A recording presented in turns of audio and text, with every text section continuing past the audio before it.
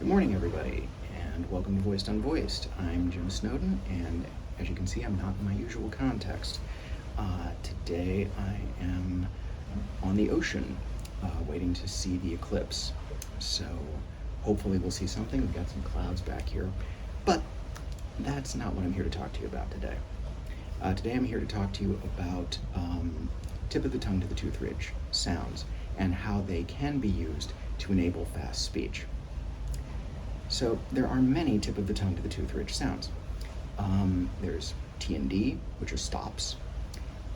There are the affricates, CH and J. There's the semivowel, L, or sorry, not L isn't a semivowel, forgive me. L is a syllabic consonant.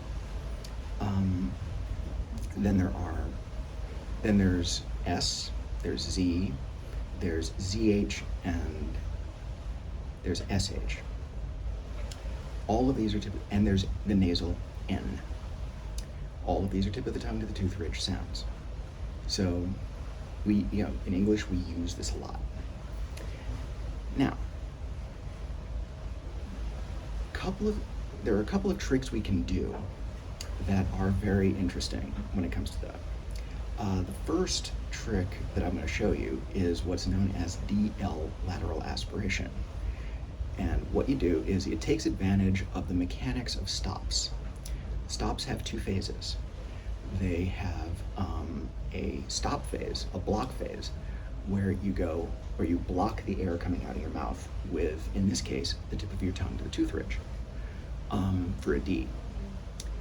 And then you release the air in a puff, and you can feel it actually if you hold your hand up to your face. Like, it's easier with a T sound than a D sound.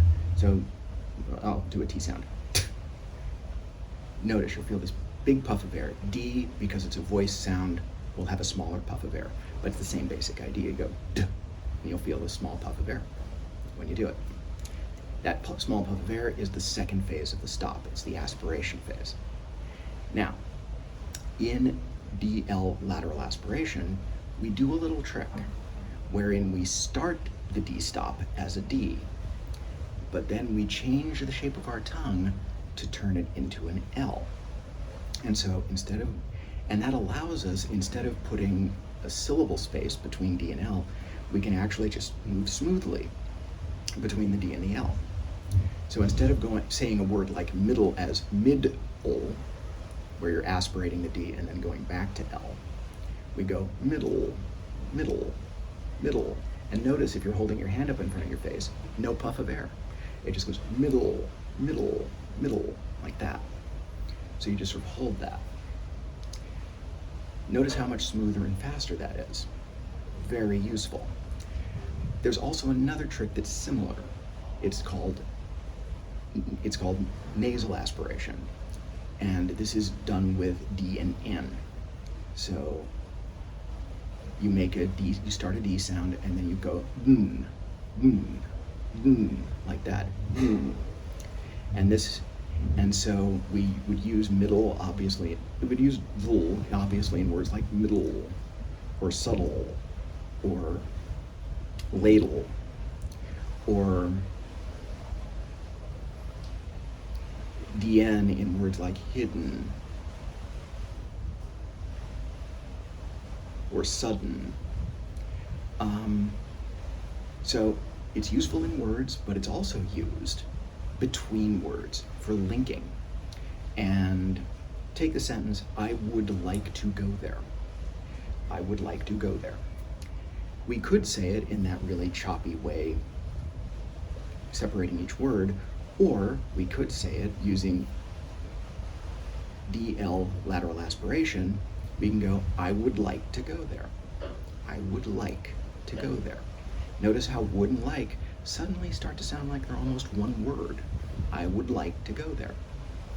Neat, huh? Then there's also, you can do the same thing with DN, and it works like this. You'd know him if you saw him. Notice there I aspirated the D. You'd know him if you saw him. But by using DN nasal aspiration, I can change that to you'd know him if you saw him. Now, I also did some other linking tricks in that sentence, and even in order to shorten it up still further that I haven't told you about yet. But that DN, you'd know him. Notice how I can make a D and N merge, so you'd know him becomes you'd know him. Cool, huh? So those are just a couple of the tricks you can do. The tip of the tongue to the tooth ridge facilitates all kinds of consonant combos that aren't exactly the same as this, because oftentimes what it facilitates are really sort of near to the tip of the tongue to the tooth ridge combinations. TR, CHR, and SHR are just a few examples of this at work. R is not a tip of the tongue to the tooth ridge sound in English, but it can get close. And so we can use it for that. Very handy trick to have in your tool bag. So that's just a beginning of